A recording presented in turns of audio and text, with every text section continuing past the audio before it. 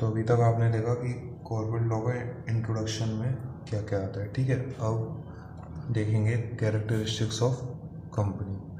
तो characteristics of company को मतलब मैं बहुत इजी तरीके में आपको समझाऊंगा और फिर उसके बाद एक ऐसी ट्रिक बताऊंगा जिससे आपको वो लाइफ टाइम याद रहेगा, मेमोराइज करने में बहुत ही ज़्यादा इजी होगा।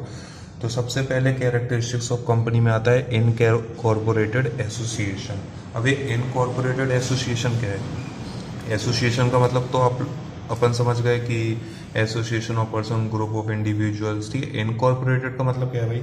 इनकॉर्पोरेटेड का मतलब है कि कंपनी जब क्रिएट होगी ना तब होगी when it is registered under the companies act 2013। अब कंपनीज एक्ट 2013 क्यों?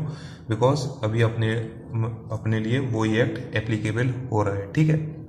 सेकेंड है ट्रांसफरेबिलिटी ऑफ शेयर्स, ठीक है। अगर ट्रांसफरेबिलिटी ऑफ शेयर्स की बात करेंगे तो हर कंपनी के शेयर्स ट्रांसफरेबल होते ही हैं, ठीक है। अभी फ्रीली और अंडर रेस्ट्रिक्शन वाली बात नहीं कर रहा हूँ, बट बेसिकली सारे ही कंपनी के शेयर्स ट्रांसफरेबल होते हैं।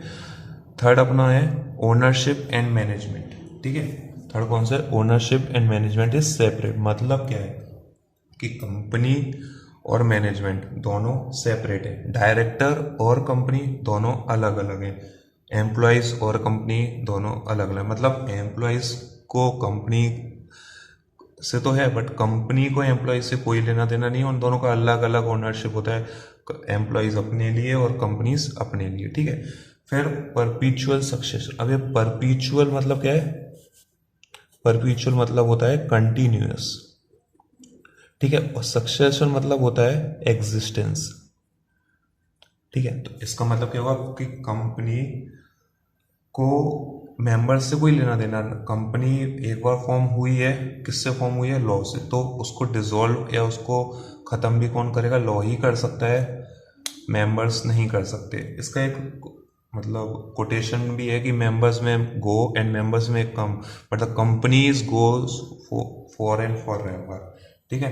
हाइपोथेटिकल एग्जांपल लेते हैं। सपोज कीजिए कंपनी का मीटिंग हुआ, ठीक है।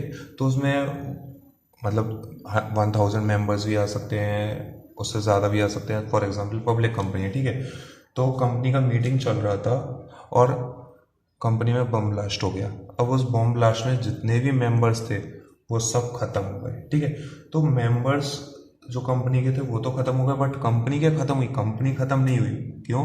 क्योंकि जो मेंबर्स थे कंपनी का, उनका नॉर्मल सी बात है कि अगर वो कंपनी का मेंबर है तो उसका कोई शेयर होल्डिंग होगा कंपनी में, ठीक है।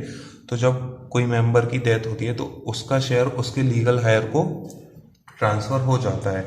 तो कंपनी का ओनर फिर कौन बन जाता है? मेंबर की जगह मेंबर का जो लीगल हायर होता है, मतलब बड़ा बेटा, वो कंपनी का मेंबर बन जाता है। तो इस तरीके से कंपनीज को मेंबर्स की कमी नहीं होती है कभी भी, और कंपनी चलती ही रहती है, ठीक है।